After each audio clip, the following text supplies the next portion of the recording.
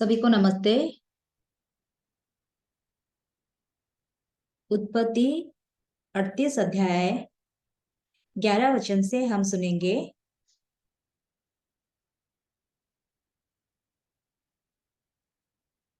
उत्पत्ति 38 अध्याय 11 से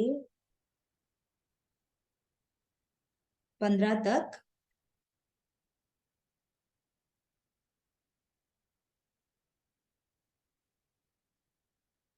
तब यहूदा ने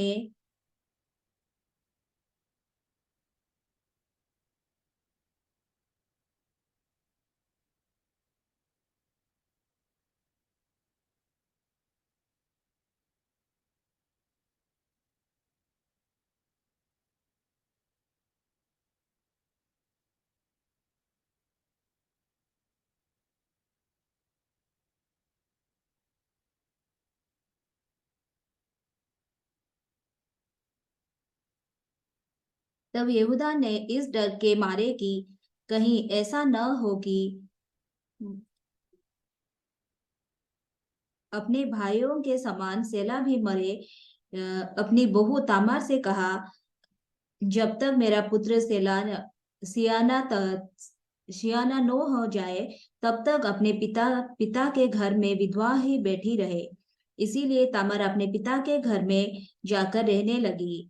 बहुत समय के बीतने पर यहूदा की पत्नी जो सुआ की बेटी थी वो मर गई। फिर यहूदा शोक के दिन बीतने पर अपने मित्र हीरा अदुल्लामियों समेत अपनी भेड़ बकरियों का ऊन का कतराने वाले के पास तिम्नात को गया और तामार को ये समाचार मिला, तेरा ससुर अपनी भेड़ बकरियों का ऊन कतराने के लिए तिम्नात को जा रहा है। तब उसने वो सोचकर कि सेला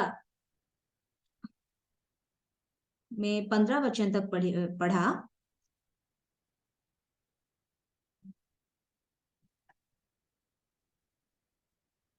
जब हम आत्मिक जीवन जीते हैं तो जितना अधिक समय बीतता है तो ऐसे लगता है कि आत्मिक जीवन बहुत आसान हो जाता है। मैं पहले सोच रहा था कि ये आत्मिक जीवन मेरे लिए नहीं है। मैं हमेशा ऐसे सोचता था कि मैं इस दुनिया जगत को बहुत पसंद करता हूँ, मैं शारीरिक हूँ। और मैं ये सोच रहा था कि ये आत्मिक जीवन मेरे लिए नहीं है, ये आत्मिक जीवन मुझे मैच नहीं करता है। और मैं बहुत शारीरिक हूँ, इसीलिए मैं आत्मिक जीवन नहीं जी सकता हूँ। मैं मेरे पास विश्वास नहीं है, इसीलिए मैं आत्मिक जीवन नहीं जी सकता हूँ। लेकिन पास्टर हमें क्या कहना चाहते हैं? तो सेवक के वचन को मैंने कभी भी नहीं सुना और मैं हमेशा यही सोच रहा था कि मैं बहुत शारीरिक हूँ और मैं इस दुनिया को बहुत पसंद करता हूँ, इसीलिए मैं आत्मिक जीवन नहीं जी सकता हूँ। लेकिन परमेश्वर के सेवक हमें कुछ कहना चाहते थे, लेकिन उनके वचन को मैंने कभी भी नहीं सुना। लेकिन जब मैं ये मन लेके जी रहा था तो परमेश्वर ने मुझे ऐसे बहुत सारे समस्याएं दिए और जिस समस्याओं की वजह से मैं परमेश्वर के पास लौ आ पाया। और इस तरह परमेश्वर ने मुझे कलीसिया के वचन को सुनने के लिए कान दिए। और उसके बाद मैंने जाना कि परमेश्वर के सेवक हमें क्या समझाना चाहते हैं, क्या दिखाना चाहते हैं। तब मैंने सोचा कि पहले मैं क्यों ये समझ नहीं पाया, क्यों मैं हमेशा बहुत अच्छे से करना चाहता था और मैं क्यों हमेशा कोशिश कर रहा था कि अपने मन को कैसे मैं नम्र करूं। और मुझे पता था कि अगर मेरा मन नम्र हो जाएगा तो परमेश्वर मेरे जीवन में काम करेंगे। तो हृदय को नम्र करने का मतलब क्या है? यूट्यूब ना देखना, सुबह जल्दी उठना और बाइबल पढ़ना, या ये क्या सच में मन को नीचा करना है, नम्र करना है? ऐसा नहीं है। लेकिन परमेश्वर के सेवक हमें ये सिखाना नहीं चाहते थे। परमेश्वर के सेवक हमें ये सिखाना चाहते थे कि तुम क्यों अपने सोच पे विश्वास करते हो, तुम क्यों परमेश्वर के वचन पे विश्वास नहीं करते हो। और जब मैं ये मन जान पाया तब परमेश्वर के दास मुझे क्या कहते हैं, परमेश्वर के सेवक के वचन के हिसाब से मैंने करना शुरू किया। और तब मैंने सोचा मैं जब अपने सोच पे विश्वास करके काम करता हूँ तो मैं उससे क्या पा सकता हूँ। हमेशा मेरा जीवन बहुत मुश्किलों में गिर जाता है और मेरे से सेवकाई में भी मैं अच्छे से नहीं कर पाता हूँ। मेरे मन में भी बहुत सारे ऐसे सोच थे, लेकिन मैं अपनी चिंता को छोड़ के परमेश्वर के वचन में क्या लिखा गया है, परमेश्वर मुझे क्या कहना चाहते हैं और अभी एक कलीसिया मुझसे क्या करवाना चाहता है, और तब मैंने ये करना शुरू किया। पहले मुझे ये बहुत बोझ जैसे लगता था, क्योंकि मैं बहुत पहले से ही ये जीवन कभी नहीं जिया था, इसीलिए मुझे ये बहुत बोझ जैसे लग रहा था। मुझे ऐसे लगता था कि अगर परमेश्वर के वचन को परमेश्वर के वचन के हिसाब से अगर मैं जीऊंगा तो मैं नष्ट हो जाऊंगा। एक बार ऐसा हुआ कि मैं ऐसे सोचा, परमेश्वर का जो ज्ञान है, वो परमेश्वर का जो बुद्धि है वो मुझसे बहुत ही ऊंचा है। मैं एक बार अ, पास्टर से मैंने संगति की थी। मैंने पास्टर से कहा, पास्टर, मेरे बच्चे अच्छे से पढ़ाई नहीं कर पाते हैं, तो इसका मतलब, इसका कारण बहुत ही आसान है। तो पास्टर थोड़ी देर के लिए ऐसे सोचने लगे, फिर उन्होंने मुझसे कहा, तुम भी तो पढ़ाई अच्छे से नहीं किए थे ना। तो ये क्या बहुत स्वाभाविक नहीं है? अगर मैं पढ़ाई नहीं कर पाया हूं तो ये बहुत ही स्वाभाविक चीज है कि मेरे बच्चे भी नहीं करेंगे। जब हम मैं स्कूल में पढ़ता था और जब भी हमारा एग्जाम पेपर हमें दिखाया जाता था तो मेरे बहुत ही कम मार्क आते थे। तो एक बार मैथ्स का पेपर मुझे दिखाया गया और वहां पे 25 क्वेश्चंस थे और उनमें से मुझे 4 मार्क मिला था। तो मेरे टीचर ने कहा कि जिन जिनको ई ग्रेड मिला है आप हाथ ऊपर कीजिए। और मैं भाग के गया और मैं दिखाया कि देखिए मेरे दो आंसर्स ठीक है। तो उन्होंने बहुत अच्छे से देखे, बोले कि दिखाओ, मैं फिर से तुम्हारा पेपर चेक करूंगा। और वो फिर से वो पेपर चेक किए और फिर बोले, ओ सॉरी, मैंने गलती कर दी। तो मैं सोचा कि मुझे थोड़ा मार्क मिलेगा।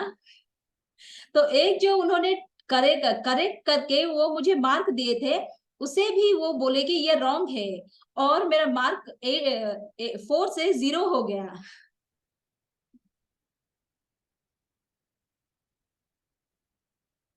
मैं कभी भी अच्छे से पढ़ाई नहीं किया हूँ, लेकिन अगर आप अच्छा पढ़ाई नहीं कर पाते हैं तो ये आपके आत्मिक जीवन के लिए बहुत अच्छा है।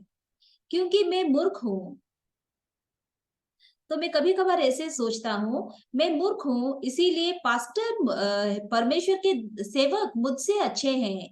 मेरा जो न्याय है, मैं जैसे सोचता हूँ उससे ज्यादा अच्छा कलीसिया का सोच मेरे लिए है।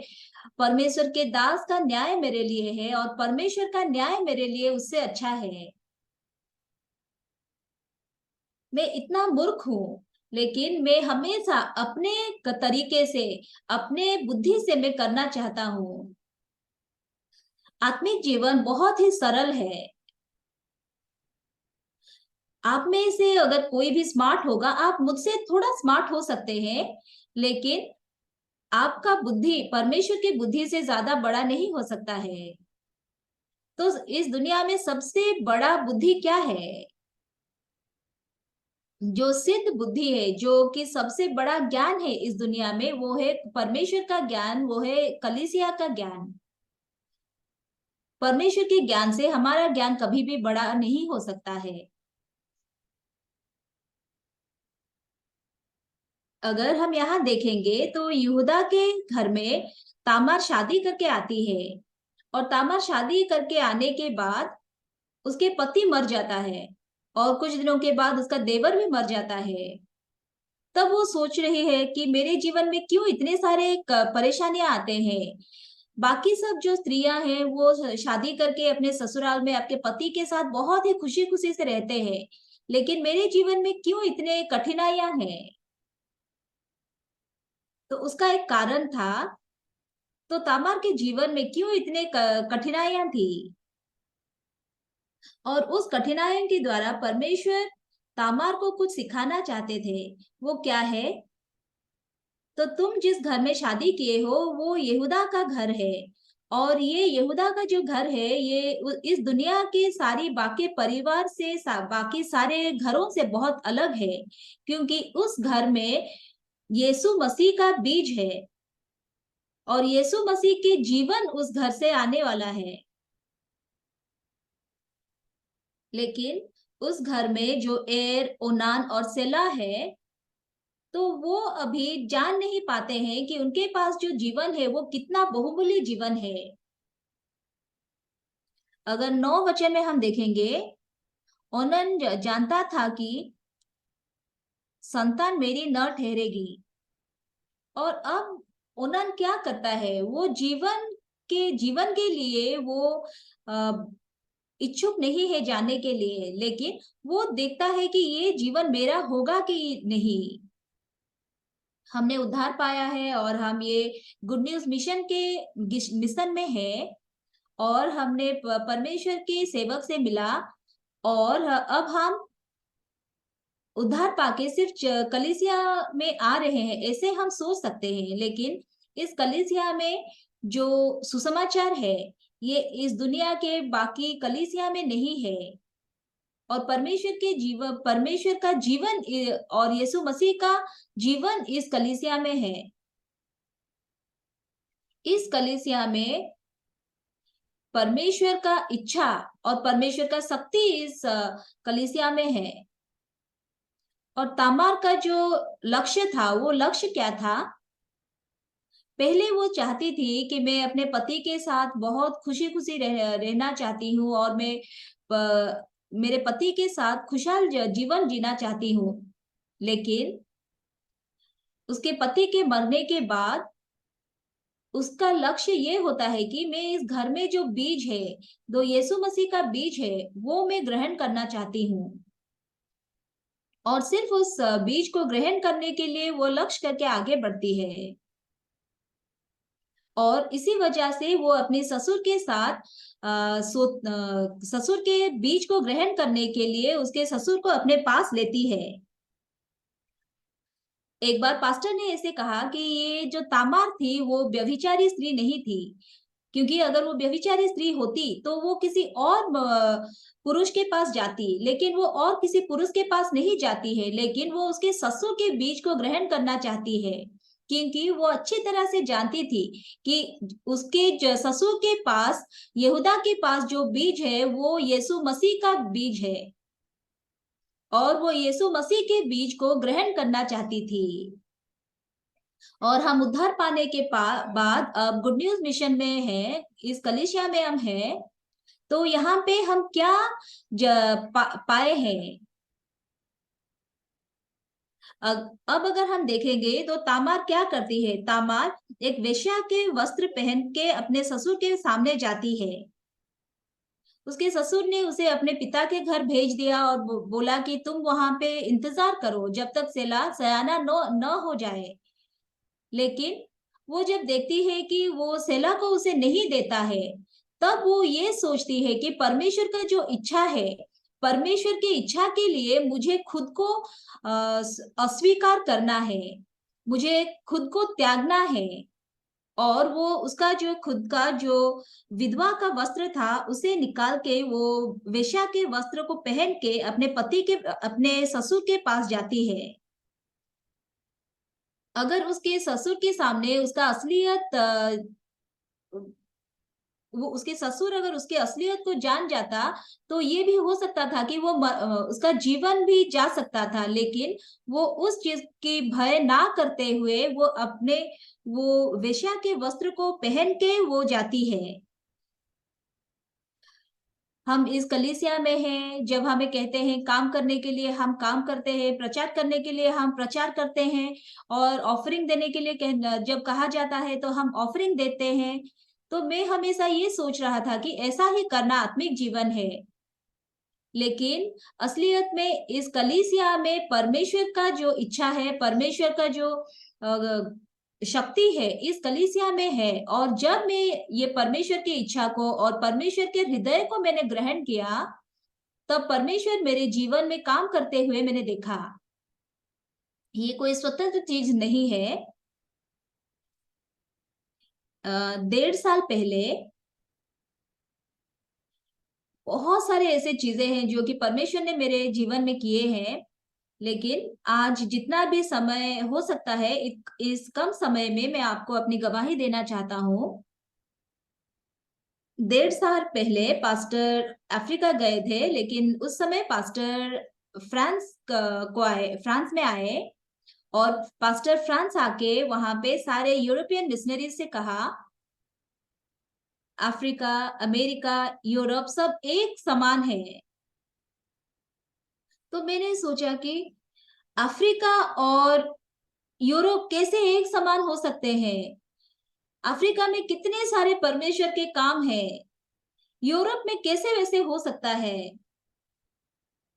और उसके बाद भी पास्टर 2 बार फिर आए, और जब भी पास्टर हमें मिलते थे तो पास्टर हमें यही कहते थे कि अफ्रीका, यूरोप और अमेरिका एक समान है। तब जब मैं पास्टर की वचन को सुन रहा था तो मैंने हमेशा ऐसे सोचता था, यूरोप कैसे अफ्रीका जैसे हो सकता है। अगर आप सुनेंगे तो आपके मन में भी ऐसा सोच आएगा, सियोल और चुंगचंग डिस्ट्रिक्ट क्या एक समान हो सकता है? नहीं ना, अलग है। तो अफ्रीका और यूरोप कैसे एक हो सकता है? हम एक जैसे नहीं हो सकते हैं। अफ्रीका में अगर आप कोई मीटिंग करते हैं तो बहुत सारे लोग आ सकते हैं, लेकिन यूरोप में अगर आप बाहर जाओगे तो आप रास्ते में भी किसी को भी नहीं मिल पाओगे।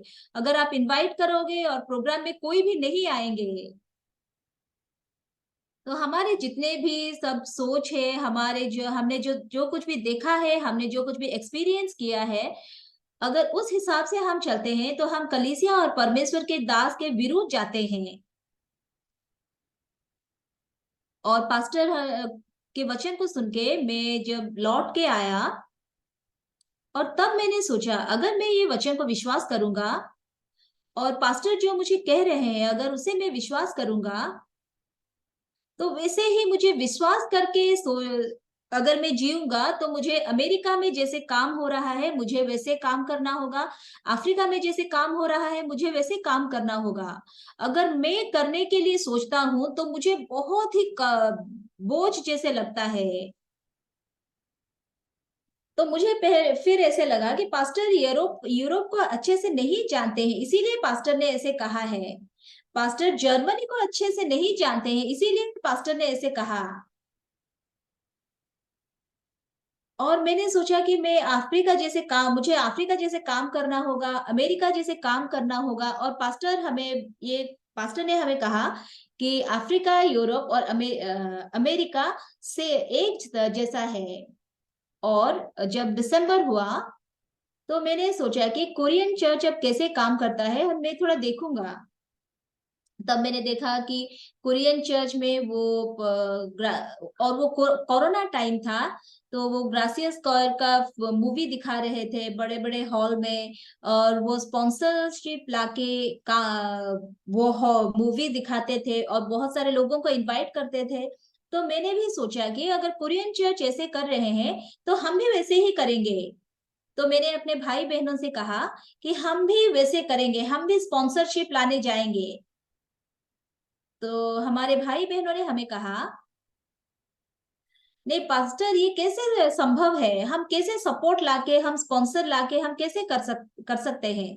लेकिन मैंने उन्हें कहा कि नहीं, हम एक बार करके देखते हैं होता है कि नहीं।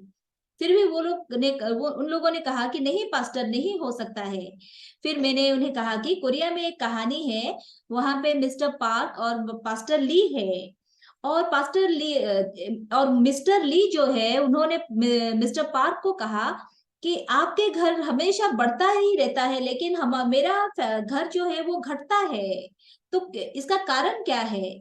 तो उन्होंने कहा कि ठीक है, चलो आपके घर जाते हैं।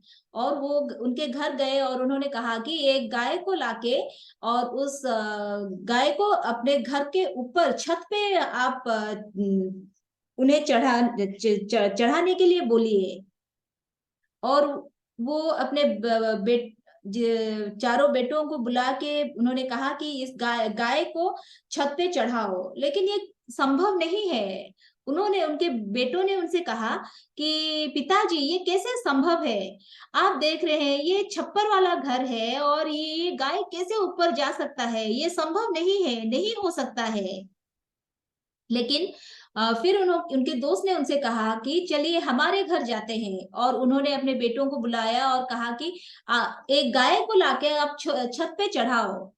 तो उस उनके बेटे गए और वो एक लकड़ी का सीढ़ी लाके वहां पे रखे और गाय को लाके, और चार दो दो जन ऊपर गए और दो नीचे से उस गाय को ऊपर जैसे भी हो चढ़ाने के लिए कोशिश कर रहे हैं। हो सकता है? नहीं हो सकता है। गाय सीढ़ी से चढ़ के कैसे ऊपर जा सकता है? ये संभव नहीं है। और उनके पिताजी ने जब ये देखा तो उनके बेटों से उन्होंने कहा कि हो गया, अब इतने इतने में ही बंद करो। फिर उनके दोस्त ने उस दिन जाना कि उनका घर क्यों बढ़ रहा है। तो पिताजी क्या कह रहे हैं ये मुझे समझ में आता है या नहीं, ये महत्वपूर्ण नहीं है। लेकिन पिताजी जो कहते हैं उनके वचन को मैं विश्वास करके वैसे ही काम करता हूं या नहीं, ये सबसे बड़ी चीज है। तो हमारा चर्च का नाम क्या है? हमारा चर्च का नाम है कि गुड न्यूज फ्रैंकफर्ट चर्च नहीं है, लेकिन हमारे चर्च का नाम है कि गाय को छत पे चढ़ाने का कलीसिया। अगर पास्टर ऐसा कहता है तो हम करेंगे। हम भी कुरियन चर्च जैसे करेंगे। तो फिर मैंने जब ऐसे भाई बहनों से कहा तो भाई बहने वो भी बाहर गए। और कुछ ही देर के बाद मेरे बेटी ने मुझे फोन किया, और वो मुझे बोली कि पिताजी सच में गाय छत पे चढ़ गई है। लेकिन असलियत में गाय छत पे नहीं चढ़ गई थी, लेकिन एक बाहर एक एडवर्टाइजमेंट करने के लिए वो लोग एक वो ऑटोमोबाइल शोरूम था, और वहां पे बाहर वो छत पे उसके जो छत पे वो गाय की स्टैचू बनाए हुए थे।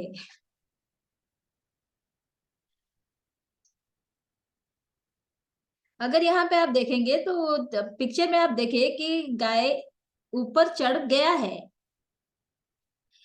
हमने पूरा विंटर सीजन बहुत जगहों पे जाके हमने सपोर्ट के लिए उनसे बात की, लेकिन नहीं हो पाया। हमें कुछ सपोर्ट नहीं मिल पाया। तो लोग हमेशा सोचते हैं कि इसका रिजल्ट क्या होगा। और कभी कभार अगर आपका रिजल्ट अच्छा नहीं होता है तो लोग काम करने के लिए डरते हैं। लेकिन जब आपका रिजल्ट खराब भी होता है तब परमेश्वर हमें पूछते हैं, तुमने काम किया लेकिन रिजल्ट गलत आया, तो तुम अब भी मुझ पे विश्वास करोगे? अगर उस सिचुएशन में भी आप कहते हो कि हाँ परमेश्वर मैं विश्वास करूंगा, तभी परमेश्वर आपके जीवन में निश्चित रूप से काम करते हैं। तब मैंने सोचा कि ये जो रिजल्ट है ये महत्वपूर्ण नहीं है, लेकिन मैं परमेश्वर के दास के वचन को विश्वास करता हूं या नहीं, ये सबसे महत्वपूर्ण है। और जब नेक्स्ट ईयर फरवरी में तो यूक्रेन में युद्ध शुरू हो गया। और जब ये शुरू हुआ तो वहां पे बहुत सारे रेफ्यूजी, बहुत सारे संख्या में रेफ्यूजी बढ़ने लगे।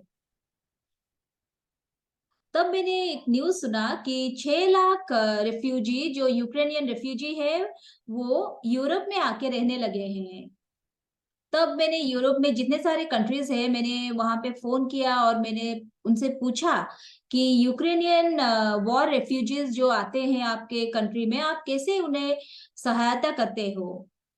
लेकिन मैंने देखा कि जर्मनी में सबसे अच्छा उन्हें सहायता दिया जाता है, क्योंकि पहले first world war second world war में जर्मनी ने बहुत सारे गलतियां किए हैं, इसीलिए उनके जो पास्ट के गलतियां हैं उन गलतियों को सुधारने के लिए वो इन चीजों के लिए बहुत ही अच्छे से काम करते हैं।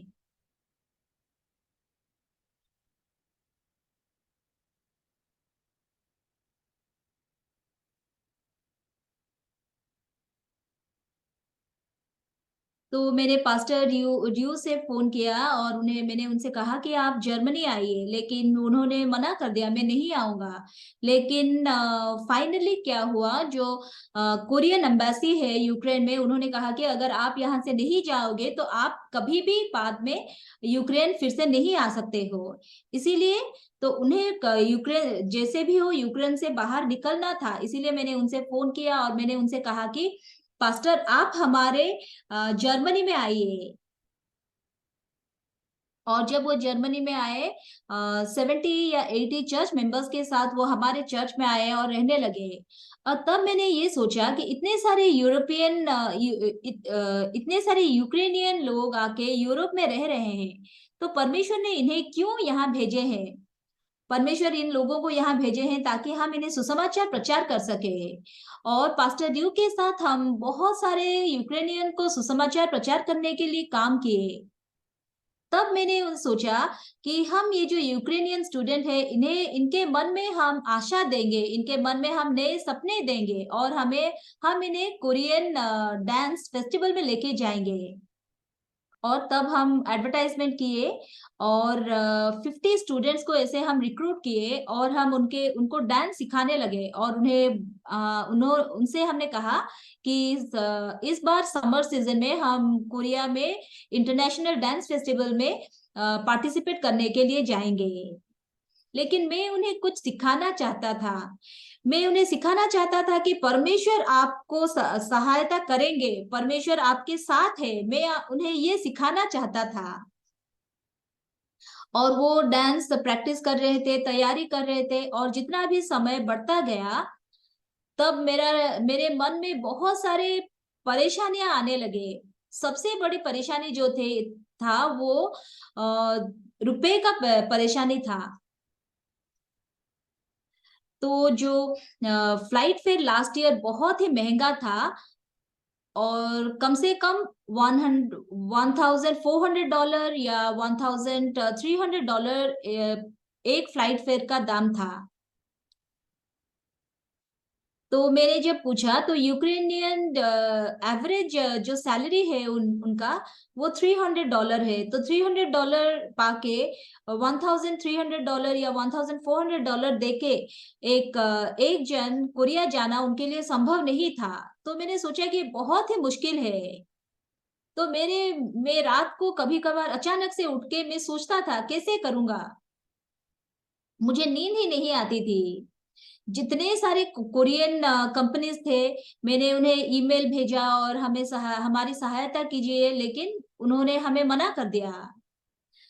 और हम यूक्रेनियन स्टूडेंट्स को कोरिया लेके जाते हैं, आप हमारी सहायता कीजिए। मैंने कोरियन एयरवेज और एशियन एयरवेज में से मैंने फोन करके कहा, ईमेल भेजा, लेकिन कहीं से भी हमें सहायता नहीं मिल पाया। लेकिन एक दिन अचानक मेरी बेटी मेरे पास आई और वो मुझे बोली कि मेरी एक दोस्त है और मेरे दोस्त के जो पिताजी हैं वो लुफ्तांसा एयरवेज में काम करते हैं और वो वहां पे डिप्यूटी डायरेक्टर है। और मेरे बेटी के दोस्त के जरिए मैंने उनसे मिला और मैंने उन्हें कहा कि हम यूक्रेनियन स्टूडेंट्स को इस बार हम कोरिया लेके जाना चाहते हैं और आप हमारी सहायता कीजिए। और वो सारी बात सुनने के बाद उन्होंने कहा कि माफ कीजिएगा, क्योंकि पिछले साल मैंने लुफ्तांसा एयरवेज छोड़ दिया है और जो कि हमारे पास लास्ट रास्ता था वो भी बंद हो गया। हमेशा मेरी पत्नी मुझसे क्या कहती है, तुम हमेशा ऐसे काम क्यों करते हो, ऐसे काम क्यों करते हो ताकि आप शांति से ना रह सको। बाकी लोग जैसे शांति से आराम से रहते हैं वैसे आप भी रहिए। लेकिन जब हम आत्मिक जीवन जीते हैं, तो परमेश्वर हमें जो हृदय देते हैं, जब हम उस हृदय के हिसाब से करते हैं, हम कभी भी कुछ काम को आधे में छोड़ नहीं सकते हैं।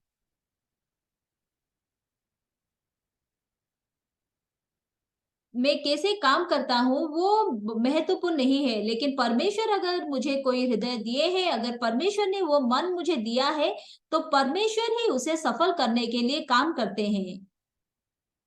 और एक बार पास्टर ब्राजील से कोरिया जा रहे थे और पास्टर हम जर्मनी आए, फ्रैंकफर्ट आए। हमेशा जब पास्टर ब्राजील जाते हैं तो वो अलग रास्ते से जाते हैं, लेकिन उस बार वो जर्मनी आए और पास्टर वहां आके पास्टर ने हमसे कहा कि और हमने जो बहुत सारे यूक्रेनियन लोगों को इनवाइट किया था और कम से लगभग 1500 में लोग ऐसे आके सुसमाचार सुने। और पास्टर ड्यू ने कहा कि अगर यूक्रेन और कीव में भी हम ऐसे कुछ इवेंट करते हैं तो इतने सारे लोग नहीं आते हैं। और ग्रासियस कौर के 4 जन और पास्टर ऐसे आए और हम बहुत बड़ा हॉल ऐसे रेंट लेके कर रहे थे और वहां पे और ग्रासियस कौर के जो पियानिस्ट भाई है वो आ रहे थे, तो वो आ रहे थे तो हमें उनके लिए एक ग्रैंड पियानो हमें भाड़े में लेना था। तो वो रेंट उसका $1300 था और वो सिर्फ 2 ही गाना हमें सुनाते तो मैंने सोचा कि ये पियानो मुझे रेंट लेना होगा या नहीं लूं। तो मैंने बहुत सारे पास्टर्स के साथ डिस्कशन किया और उनसे पूछा, लेकिन 99% पास्टर्स ने मुझे कहा कि हम ये रेंट नहीं लेंगे, क्योंकि सिर्फ गाना सुनने के लिए हम $1300 नहीं स्पेंड कर सकते हैं। अगर 1300 में सिर्फ 2 ही गाने हमें सुनना है तो इतना क्यों हम खर्चा करेंगे। तब मैंने सोचा कि नहीं, अगर मैं इतना खर्चा क्यों करूं सिर्फ 2 गाना सुनने के लिए। इससे तो अच्छा है कि एक स्टूडेंट का मैं इसमें फ्लाइट फेयर खरीद लूं। फिर मैंने सोचा कि हाँ ठीक है, मैं एक स्टूडेंट का तो टिकट खरीद सकता हूँ, लेकिन बाकी सब स्टूडेंट के बारे में क्या, क्योंकि डांस फेस्टिवल में सिर्फ एक ही स्टूडेंट नहीं जाएगा, बाकी जितने भी 40 या 50 स्टूडेंट्स है सभी स्टूडेंट्स को जाना है। फिर मैंने वो पियानो रेंट में लिया और उस दिन जब शाम को मैं वो पियानो का म्यूजिक जब सुन रहा था तो उसका एक एक टोन बहुत अच्छे से मेरे कान में सुनाई दे रहे थे, क्योंकि वो म्यूजिक बहुत ही महंगा था। मेरे सामने एक छोटी सी यूक्रेनियन बच्चा था और वो रो रहा था, तो उसे देख के मुझे बहुत गुस्सा आया। तुम्हें नहीं पता कि अब कितना महंगा म्यूजिक चल रहा है और तुम ऐसे रो रहे हो। और पास्टर जब चर्च में आके पहुंचे, चर्च पहुंचते ही और जितने सारे पास्टर्स वहां पे थे, और बहुत सारे पास्टर्स वहां पे जाके हॉल में सब प्रिपरेशन कर रहे थे, लेकिन सिर्फ 6 पास्टर्स हम बाकी रह गए थे चर्च में।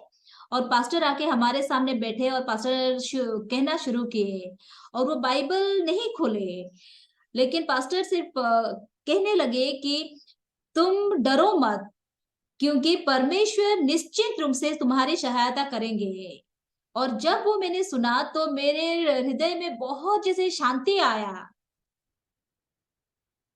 और पास्टर आके सिर्फ एक ही काम करते हैं, वो ये है कि पास्टर हमारे हृदय में वचन देते हैं और वो वचन हमारे लिए सबसे सबसे बड़ी शक्ति है।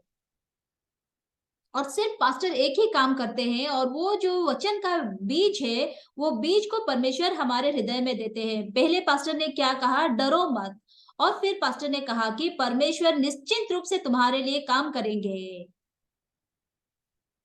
और कोरिया जाने के लिए बहुत ही कम दिन बाकी था और तब मुझे व्यवस्था विवरण 22 अध्याय की एक वचन मुझे याद आया। तो अपने भाई के गाय बैल या भेड़ बकरी को भटकती हुई देखकर अनदेखी ना करना। और ये वचन मुझे याद आया और तब मेरे जितने भी यूरोपियन पास्टर्स थे, हम सारे मिशनरीज को मैंने कहा कि हम बाइबल लेके जितने भी कंपनीज है, जितने भी ऑफिसर्स है, हम सारे ऑफिस सारे कंपनीज को जाके ये कहेंगे। बहुत सारे कोरियन कंपनीज है जैसे कि सैमसंग, hyundai, एलजी, ऐसे बहुत बड़े बड़े कंपनीज है। ये लोग वचन पे विश्वास नहीं करते हैं, बाइबल पे भी विश्वास नहीं करते हैं, लेकिन वो हमारे लिए इम्पोर्टेंट नहीं था।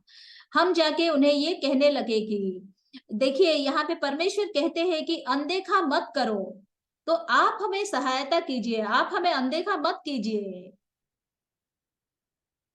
और जितने कोरियन चर्च, जितने भी जर्मन चर्च थे, जितने भी जर्मन कंपनी, जितने कोरियन कंपनीज थे, हर जगह हम जाके ये कहे उनसे ये वचन हम उन्हें दिखाए।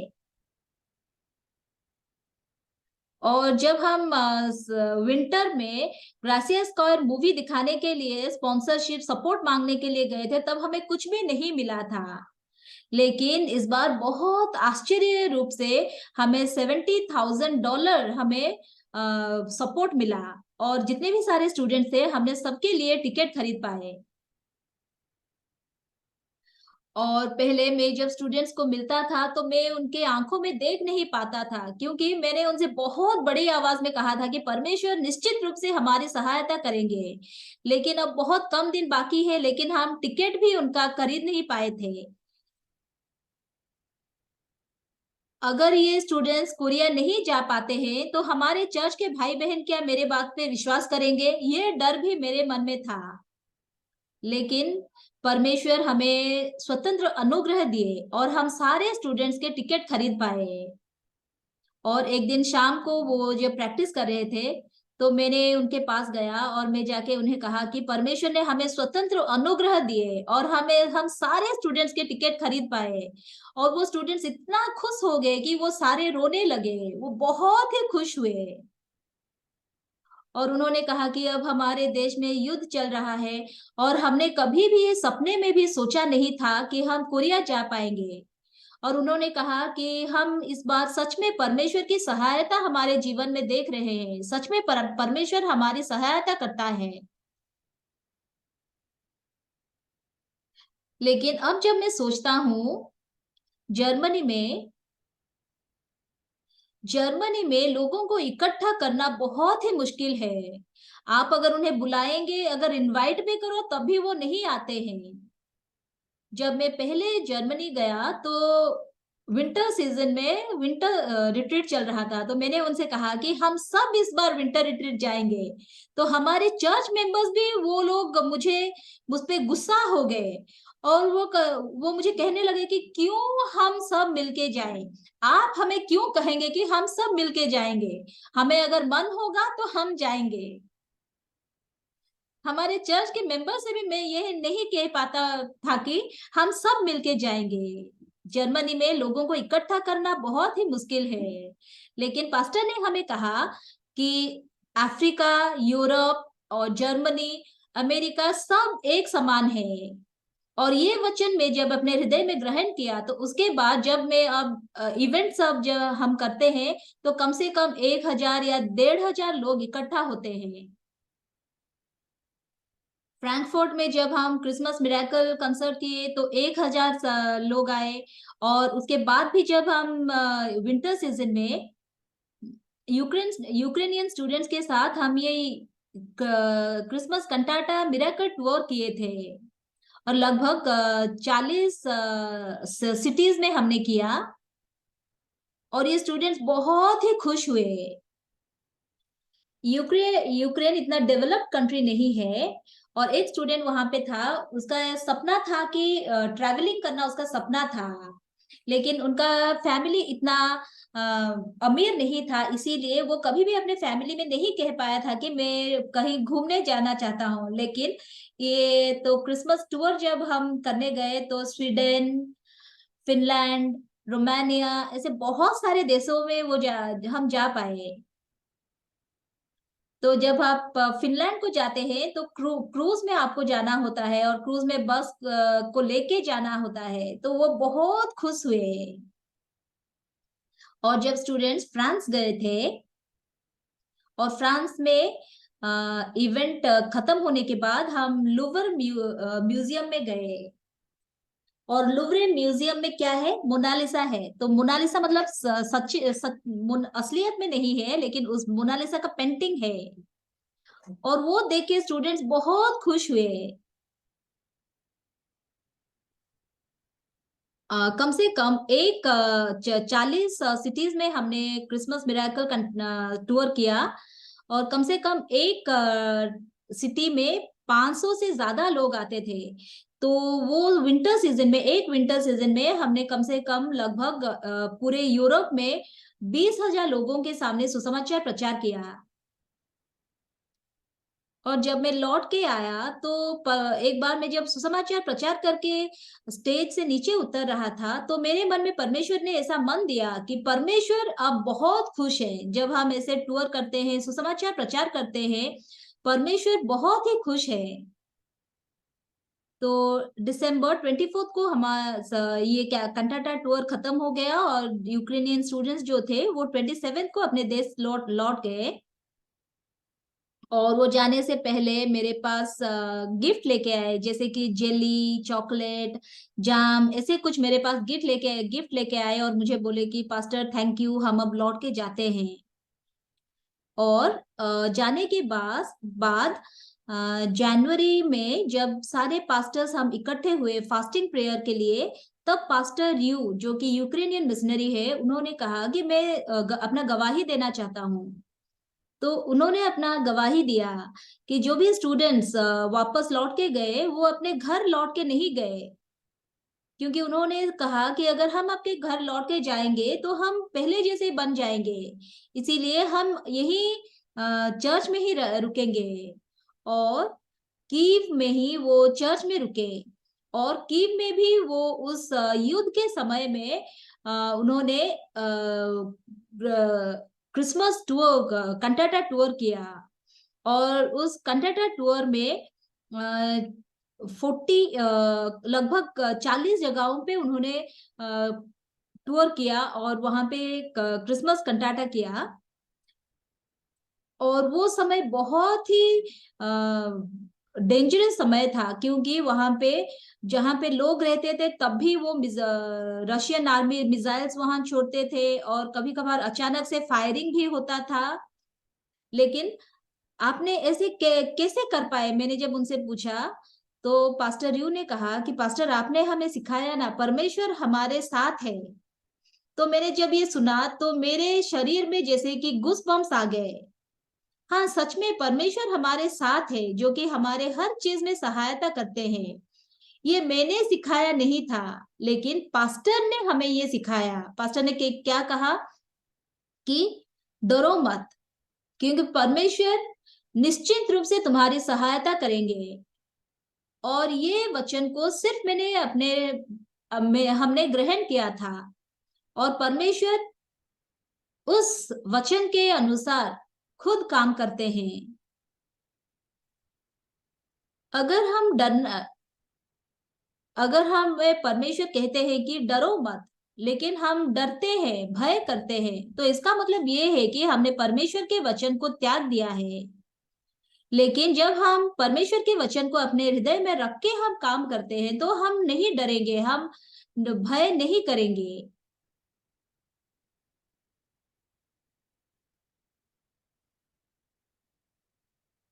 पिछले साल तो जब बहुत सारे ऐसे यूक्रेनियन स्टूडेंट्स थे जो कि अपने माँ के साथ सिर्फ यूक्रेन से जर्मनी में आके रहते थे, लेकिन उनके पिता वो यूक्रेन में रह गए थे, क्योंकि 18 साल से 60 साल के कोई भी पुरुष वो यूक्रेन छोड़ के नहीं जा सकते हैं, उनका ऐसा नियम है, क्योंकि जब भी उन्हें इमरजेंसी होगा तो उन्हें युद्ध में जाके भाग लेना होगा। तो मैंने एक बार पास्टर को देखा कि अगर 18 साल से 60 साल के लोग बाहर नहीं, पुरुष कोई भी यूक्रेन से बाहर नहीं आ सकते हैं, तो हमारे यंग पास्टर्स कैसे आते हैं। तब पास्टर यू ने मुझे कहा कि हाँ वैसे तो है, लेकिन अगर एक कंडीशन है, अगर किसी के 3 बच्चे हैं, तो जिनका 3 बच्चे हैं तो वो 18 साल या 60 साल के बीच में होने से भी बाहर जा सकते हैं। तभी जो हमारे को पास्टर्स है, यूक्रेनियन को पास्टर्स ने कहा कि जब पास्टर पार्क हमें कहते थे कि कम से कम 3 बच्चों को जन्म दो, तो हम समझ नहीं पाते थे, लेकिन अब जब ये युद्ध हो रहा है तो हम समझ पा रहे हैं कि पास्टर हमें क्यों ऐसे कहते थे। तो जर्मनी में एक किड्स एसोसिएशन है। और किड्स एसोसिएशन में एक उनका डिप्यूटी डायरेक्टर है, और वो एक बार हमारे पास आए और उन्होंने हमसे कहा कि हम आपको सहायता करना मैं आपकी सहायता करना चाहता हूँ। तो मैंने ऐसे कहा कि मैं किड्स बच्चों के लिए हम कुछ नहीं कर सकते हैं। तो फिर उन्होंने कुछ महीनों के बाद उन्हें वो फिर मेरे पास आए और उन्होंने मुझसे कहा कि पास्टर, आप बच्चों के लिए हम जर्मनी में मिलके काम करेंगे।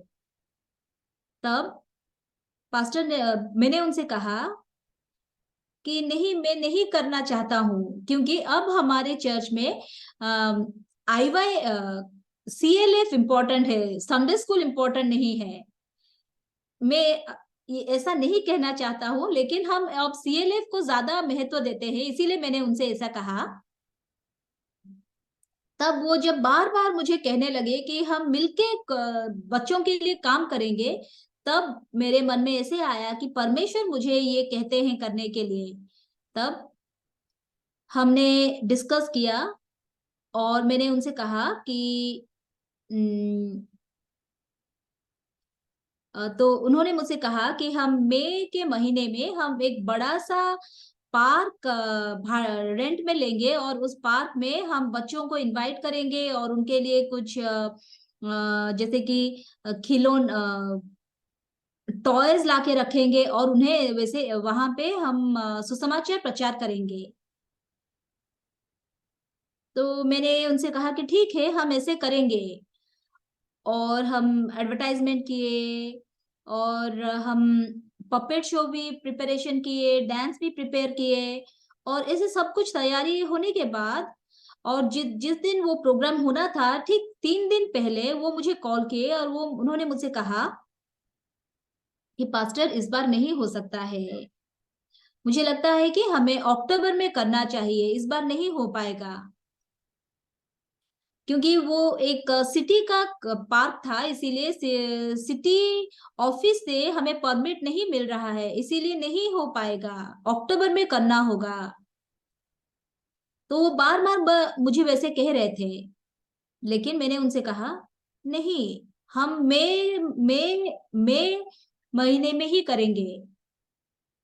तो उन्होंने मुझसे कहा कि पास्टर, आप समझ नहीं रहे हो, हमें परमिशन नहीं मिल रहा है, तो हम नहीं कर पाएंगे। लेकिन मैंने उनसे कहा कि ये परमेश्वर चाहते हैं कर, परमेश्वर का ये इच्छा है, परमेश्वर निश्चित रूप से हमारी सहायता करेंगे। क्योंकि ये परमेश्वर करना चाहते हैं, हम करेंगे, मैंने उनसे ये कहा। और वो चौंक गए और उन्होंने फोन काट दिया। लेकिन उसके अगले ही दिन सिटी ऑफिस से उन्हें परमिशन मिला कि उस पार्क में हम इवेंट कर सकते हैं। और वो मेरे पास आए और वो मुझे बोलने लगे, पास्टर ओ, कल जब मैं आपसे बात कर रहा था तो मुझे ऐसे लगा कि जैसे कि मेरे सर में हथौड़ी से कोई जोर से मारा। क्योंकि मैं बहुत सालों से चर्च जा रहा हूँ और मैंने बहुत सारे पास्टर्स के वचन सुने हैं, लेकिन कोई एशियन पास्टर ऐसे कहते हुए मैंने कभी भी नहीं सुना था। अगर सिटी ऑफिस से हमें परमिशन नहीं मिलता है तो नहीं हो पाएगा। ये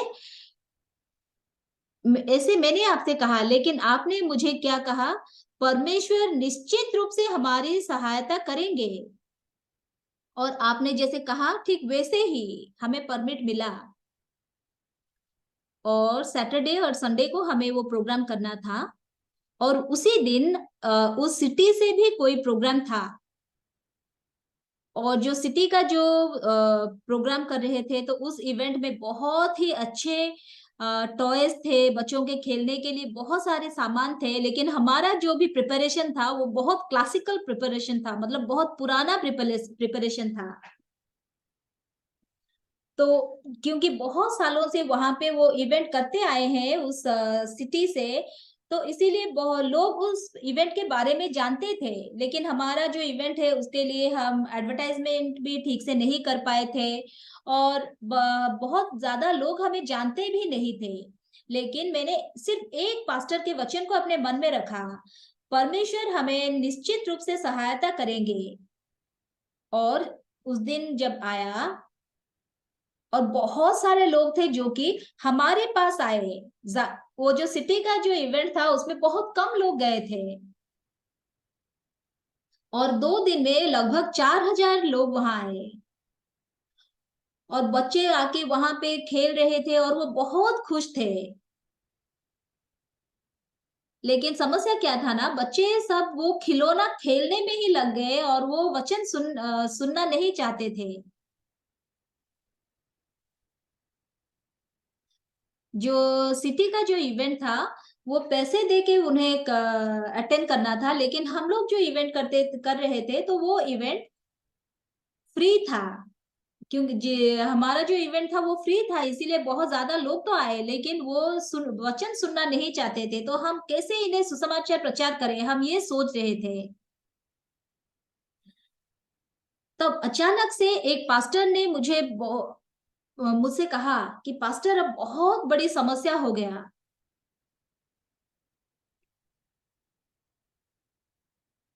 तो मैंने उनसे कहा कि हाँ, क्या हुआ? तो उन्होंने कहा कि जो जनरेटर हम लाए थे, तो उस जनरेटर का तेल खत्म हो रहा है, और इसीलिए इस बैलून्स में हम अब पंप नहीं डाल सकते हैं। अगर हम पंप नहीं डालेंगे इस बैलून में तो हवा नहीं भरेंगे, तो बच्चे खेल नहीं सकते हैं। तो मैंने वो उन पास्टर से कहा कि आप जाके जनरेटर ऑफ कर दीजिए और उसे रेस्ट करने दीजिए। तो वो पास्टर मुझे बोलने लगे कि पास्टर, अगर बंद हो जाएगा तो बच्चे खेल रहे हैं, कैसे करेंगे? और जब वो जनरेटर बंद कर दिए तो सारे बच्चे देखे कि उसमें से सब हवा निकल गया और वो खेल नहीं पाए, और इसीलिए वो हमारे तरफ आने लगे। तो मैंने उनसे कहा कि जो जनरेटर है उसे भी रेस्ट करना है। और फिर हम जो पपेट शो तैयार किए थे उसे वो बच्चों को हम दिखाए। फिर हमें डांस उन्हें सिखाया, और हम सुसमाचार भी प्रचार किए। और मैंने उनसे कहा कि हर 2 घंटे में आप वो जनरेटर स्विच ऑफ कर दीजिए, ताकि बच्चों को हम सुसमाचार प्रचार कर सके। और हर 2 घंटे में वो पास्टर वो जनरेटर स्विच ऑफ कर रहे थे, और बच्चे हमारे पास आते, और हमने जो कुछ भी प्रोग्राम तैयार किया था वो हम उन्हें दिखाते थे, और हमने उन्हें सुसमाचार प्रचार किया। और ये जितने भी स्टूडेंट्स थे वो सुसमाचार सुने और वो वचन सुने। और फिर हमने उन्हें चर्च को इनवाइट किया। और अगर हम कहेंगे कि हम संडे स्कूल कर रहे हैं, शायद वो बच्चे ना आए। इसीलिए हमने उन्हें कहा कि अगर आप आएंगे तो हम कोरियन एकेडमी कर रहे हैं, हम डांस क्लास कर रहे हैं, हम म्यूजिक सिखा रहे हैं, तो आप आइए।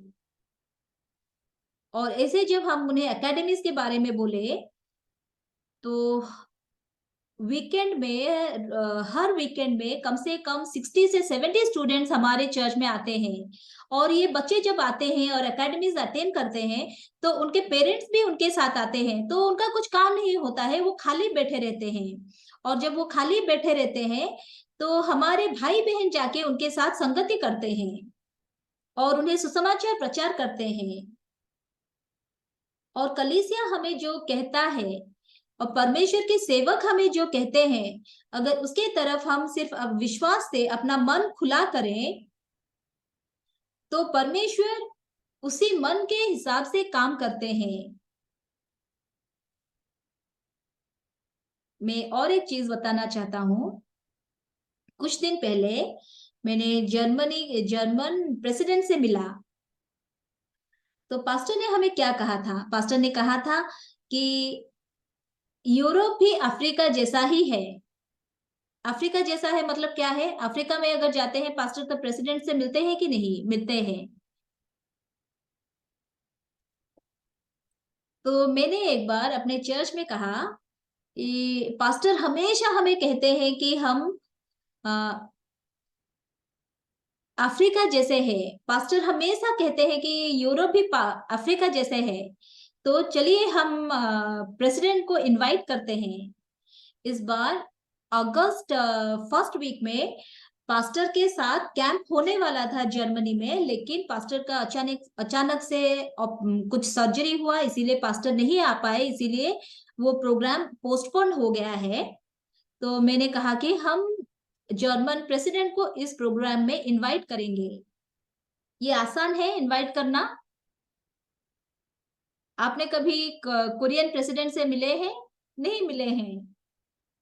लेकिन मुझे भी बहुत डर रहा था और मैं भी विश्वास नहीं कर पा रहा था, लेकिन मैंने अपने भाई बहनों से कहा। लेकिन मेरी बात सुन के हमारे चर्च का एक भाई वो रोज रोज प्रेसिडेंट का जो होम पेज है वो जाके वहां पे उनका स्केड्यूल देखता था कि वो हर हफ्ते क्या करते हैं, कहाँ जाते हैं। लेकिन अचानक से वो भाई एक दिन आके मुझे कहने लगा कि पास्टर, नेक्स्ट वीक हमारे फ्रैंकफर्ट में प्रेसिडेंट आ रहे हैं, तो अगर प्रेसिडेंट आएंगे तो वो बहुत सारे जर्नलिस्ट को वो इनवाइट कि जहाँ पे वो आ रहे हैं वहां पे बहुत सारे जर्नलिस्ट को रिक्रूट करके उनके इनवाइट के उनके इंटरव्यू के लिए जो प्रोग्राम है हो रहा है उसे कवरेज करने के लिए बहुत सारे एप्लीकेशंस ले रहे थे, वो जर्नलिस्ट के एप्लीकेशंस ले रहे थे। तो अगर प्रेसिडेंट का कोई इवेंट है, अगर वहां पे जर्नलिस्ट को वो रिक्रूट करते होंगे तो उनका भी पोजीशन उतना ही अच्छा होना चाहिए। लेकिन हमारे चर्च में एक जर्नलिस्ट थे, जर्नलिस्ट सिस्टर है, तो वो किस कहाँ का जर्नलिस्ट है, वो टुमारो टुमारो का जर्नलिस्ट, टुमारो मैगजीन का जर्नलिस्ट है। तो टुमारो मैगजीन के जो जर्नलिस्ट है और जो प्रेसिडेंट के इवेंट में जाएंगे जो जर्नलिस्ट, उनका कोई मैच नहीं है। लेकिन मैंने उन सिस्टर से कहा कि तुम अप्लाई करो। तो तो उसने कहा कि नहीं पास्टर, मैं टुमारो जर्नलिस्ट हूँ, मैं वहां नहीं जा सकती हूँ, वो मैं नहीं आ, वो मुझे सिलेक्ट नहीं करेंगे। मैंने कहा कि तुम एक बार करो, देखते हैं होता है कि नहीं। फिर लेकिन सबसे आश्चर्य की बात यह है कि जर्मनी के जो भाई बहन है, जब वो पास्टर के वचन को सुनते हैं तो वो वचन को ग्रहण करके उस हिसाब से काम करते हैं। और जो मैं बहुत बार बोलने के बाद वो सिस्टर भी बोली पता नहीं क्या होगा या नहीं, मुझे नहीं पता, लेकिन मैं अप्लाई करती हूँ, और वो अप्लाई की। लेकिन 3 दिन बाद, और वो लास्ट दिन था, और लास्ट दिन जाके वो अप्लाई की, और वो जब फॉर्म फिलअप की और वो अप्लाई की, तो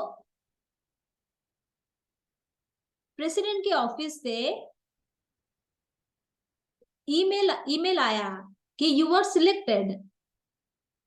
तो वो खुद भी विश्वास नहीं कर पाई, ये सच है या झूठ है। वो बोली कि नहीं नहीं, ये गलत ईमेल है। तो मैंने उनसे कहा कि फिर से तुम फोन करके पूछो कि तुम सच में सिलेक्ट हुई हो या नहीं। वो बोली कि नहीं, ये गलत होगा। लेकिन मैं बोली तुम फोन करके फिर से पूछो। तो वो फोन जब की तो सच में वो सिलेक्ट हुई है प्रेसिडेंट के उस इवेंट को जाने के लिए। वो क्यों सिलेक्ट हुई है ना, क्योंकि वो 148th year of diplomatic relationship with Korea and Germany था। तो वो एनिवर्सरी मना रहे थे। तो वहां पे वो देखे कि बहुत सारे जर्मन जर्नलिस्ट है लेकिन कोरियन जर्नलिस्ट कोई भी नहीं है। लेकिन जब उन्होंने देखा कि सिर्फ एक ही जर्नलिस्ट है जो कि कोरिया से अप्लाई की है यहाँ पे आने के लिए, तो उन्होंने उसे सिलेक्ट कर लिया। तो हमने बहुत बड़ा सा ऐसे इवेंट बैनर प्रिपेयर किया। और फिर मैंने उस सिस्टर को कहा कि मैं भी तुम्हारे साथ जा सकता हूँ, तो वो मुझे बोली कि नहीं पास्टर, आप नहीं जा सकते हो, सिर्फ एक ही जन जा सकता है। तो मैंने उनसे कहा कि मैं कैमरामैन बन के चला जाऊंगा। लेकिन वो बोली कि नहीं, कैमरामैन भी वहां नहीं जा सकता है, सिर्फ हम जर्नलिस्ट जा सकते हैं, और फोटो भी वो लोग जो फोटो लेंगे वो फोटो हमें देंगे, लेकिन हम खुद से फोटो नहीं ले सकते हैं। तो इसीलिए हमने सोचा कि अच्छा ठीक है, हम बाहर रहेंगे, तुम हमें सब इंफॉर्मेशन देना अंदर क्या हो रहा है, और उसी हिसाब से हम प्लान करेंगे। और हमने एक प्लान किया, और वो प्लान का नाम था प्लान बार्टिमेउस। जब यीशु मसीह रास्ते से जा रहे थे तो बार्टिमेउस ने क्या कहा, वो रास्ते में एक कोने में बैठा था, लेकिन वो अचानक से चिल्लाने लगता है। क्या चिल्लाता है, दाऊद के संतान यीशु, हम मुझ पे दया करो।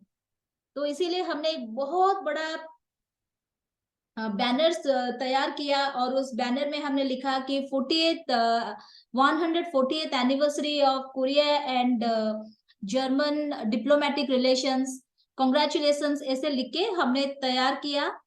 और हम सारे देशों के ड्रेस पहन के हम वहां गए। और मेरी बेटी थी, वो उसका उसे hanbok पहन के जाना था। और उसे जब मैंने कहा कि तुम्हें hanbok पहन के जाना है, तो वो बहुत गुस्सा हो गई। वो बोली कि अगर मैं यहाँ से फ्रैंकफर्ट तक जाऊंगी, अगर रास्ते में अगर मेरे दोस्त ने मुझे देख लिया ऐसे कपड़े पहनते हुए, तो वो क्या सोचेगी। मैं बोली कि कुछ नहीं होगा, तुम जाओ, हम राष्ट्रपति से वहां मिलेंगे। और इसीलिए वो मेरी बात सुन के वो गई। और वहां पे बहुत सारे लोग जमा हुए थे। और उस हॉल के अंदर राष्ट्रपति अपना स्पीच दे रहे थे और हम बाहर उनका इंतजार कर रहे थे। और बहुत सारे वहां पे सिक्योरिटी भी था। और अचानक से वो सिस्टर हमें कॉल की और वो बोली कि अब राष्ट्रपति बाहर जा रहे हैं। और राष्ट्रपति जब बाहर आए तो बहुत सारे जर्नलिस्ट और बहुत सारे सिक्योरिटी उनके आसपास थे।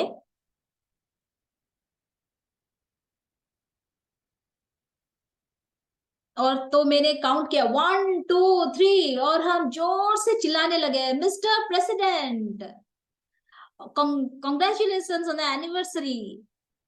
और तो यहाँ पे ये लिखा गया, जो बैनर था वहां, उस बैनर में हम लिखे थे कि 148th year anniversary of Korea and German diplomatic relations. और 2 बार हम ऐसे 1 2 3 करके हम सब चिल्लाए, और मैंने कहा कि हम आपके साथ फोटो खींचना चाहते हैं। और वो राष्ट्रपति हमें देखे और वो हमारे पास आने लगे। और जब हमें हमारे पास वो आने लगे, तो बहुत सारे लोग सिक्योरिटी हमारे पास आ गए। और वो राष्ट्रपति को हमारे पास आने नहीं दिए। और वो बीच में आके खड़े हो गए। और हम उनके पास, और हम उनके साथ फोटो लिए।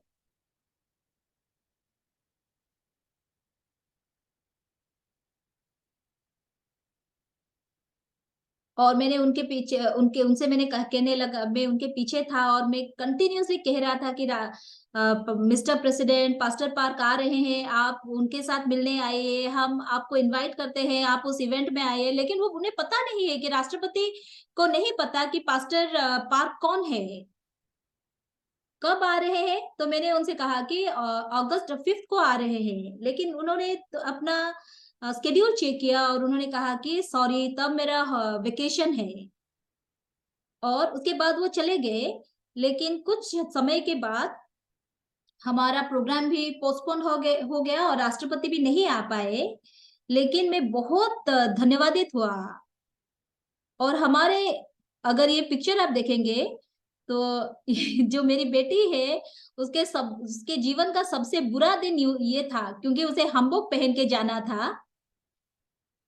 और मेरे राइन रिवर है जर्मनी में, और उस नदी के उस पार हमने पार्किंग किया था। और मैंने अपने बेटी से कहा कि तुम जाके राष्ट्रपति को बोलो कि मेरे पिताजी आपके साथ फोटो लेना चाहते हैं। तो वो मुझसे बोली कि आप मुझे यूज कर रहे हो। मैंने कहा कि हाँ, मैंने तुम्हें जन्म दिया है तो यूज करूंगा, तो थोड़ा क्या हो जाएगा, तुम जाओ। और वो गया। और वो जाके राष्ट्रपति से बोली कि मेरे पिताजी आपके साथ फोटो लेना चाहते हैं। और वो बोले कि अच्छा ठीक है, वेरी गुड। तो मैं जाके उनके साथ फोटो लिया। और ये मेरा सबसे मेमोरेबल पिक्चर है पूरे लाइफ का।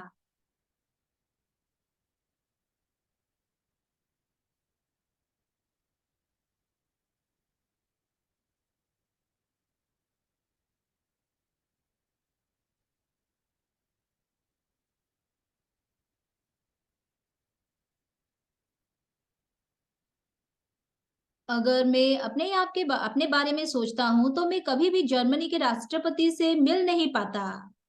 मैंने कभी भी सोचा भी नहीं था। लेकिन जब कलीसिया मुझे सामने ढकेलती है, जब परमेश्वर के दास मुझे ढकेलते हैं सामने, जब परमेश्वर के दास अपने विश्वास को मेरे मन में देते हैं, तभी हम ना चाहते हुए भी हम आगे जाते हैं। और परमेश्वर हमें अपॉर्चुनिटी देते हैं, और उस अपॉर्चुनिटी को जब हम लेके परमेश्वर से विश्वास को लेके हम आगे बढ़ते हैं, तो परमेश्वर अपने इच्छा के अनुसार हमारे जीवन में काम करते हैं। मैं भी पहले सोच रहा था कि ये सिर्फ एक कलीसिया है जहाँ पे कि मैं जाता हूँ। ये अलग कलीसिया से कुछ अलग नहीं है। मेरे मन में ऐसा मन था।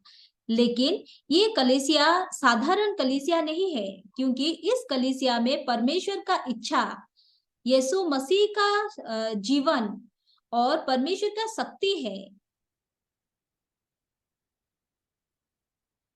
और तामार जब अपने जो विधवा का वस्त्र है उसे त्याग देती है, तो इसका मतलब क्या है? जब मैं खुद का जो इच्छा है, खुद का जो परिस्थितियां है, खुद के जो समस्या है, उन्हें मैं त्याग देता हूँ, तभी मैं यीशु मसीह के बीज को ग्रहण कर सकता हूँ। जैसे कि तामार ने अपने विधवा को वस्त्र को त्याग के यीशु मसीह के बीज को ग्रहण किया, ठीक उसी तरह तो मैं जब परमेश्वर के काम को देखता हूँ, जब परमेश्वर के हृदय को मैंने ग्रहण किया, तो तब से मैंने अपने सोच को त्याग के, अपने जितने भी एक्सपीरियंस है, सब कुछ को त्याग के मैंने यीशु मसीह के इच्छा को ग्रहण करके, यीशु मसीह के इच्छा के अनुसार, कलीसिया के इच्छा के अनुसार मैं चलना चाहता हूँ।